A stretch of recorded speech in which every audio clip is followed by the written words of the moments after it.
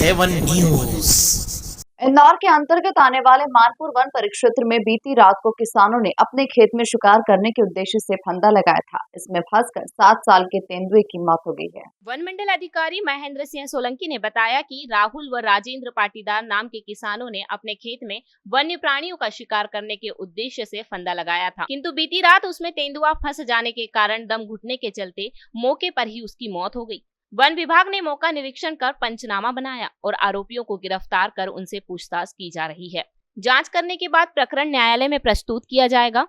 इस तरह के प्रकरण में अगर कोई दोषी पाया जाता है तो उसके खिलाफ वन्य प्राणी अधिनियम के तहत कार्यवाही की जाएगी, जिसमें 7 साल की सजा का प्रावधान है। ये कल हमारे स्टाफ को 10 बजे पता लगा कि हमारे बीट की जो गश्ती रेगुलर गश्ती उसमें ये पता लगा कि तेंदुआ यहाँ एक फंदे में फंसा हुआ है, मरा पड़ा हुआ है।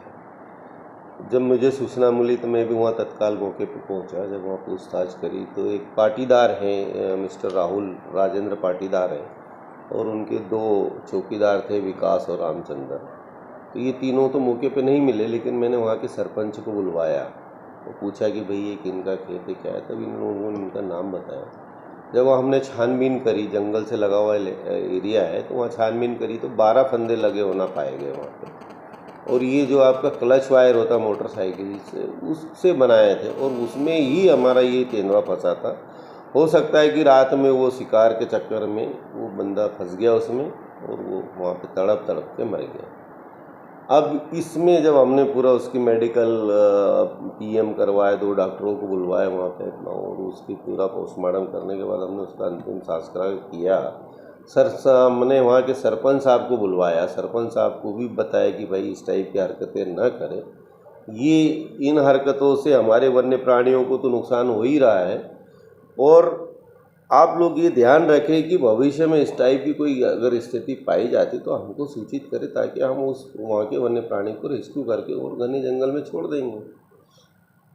तो ये गलत किया है, और ये इनकी जो मानसिकता थी। सर, इनके खिलाफ किस तरह की एक्शन, इनको वन्य प्राणी संरक्षण अधिनियम 1972 के तहत इसमें कार्रवाई होगी। हमारे एसडीओ साहब इसमें जाँच करेंगे।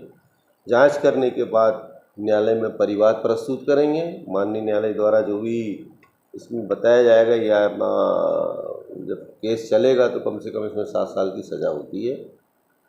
लगेगा लोगों को कि भैया वन्य प्राणियों को मारने में भी बड़ी कड़ी सज़ा होती है। तो सर, जिस तरह से फंदे लगाए, क्या ये गैरकानूनी माना जाएगा? नहीं, ये तो गैरकानूनी है ही।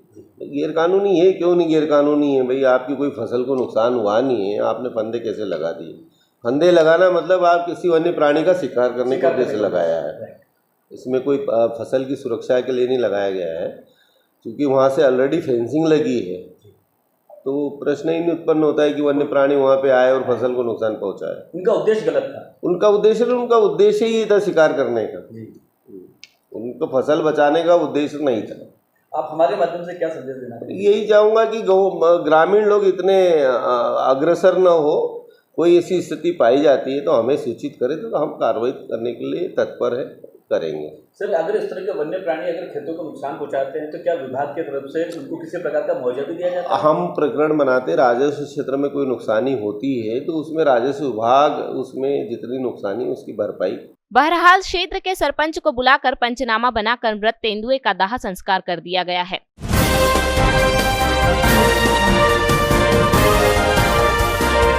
आप देख रहे हैं SNN7 न्यूज।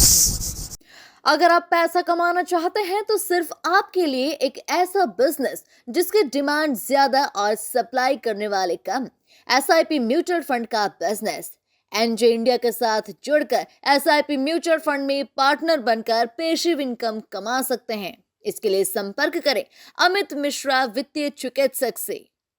संपर्क करें 9827710237 9300015005।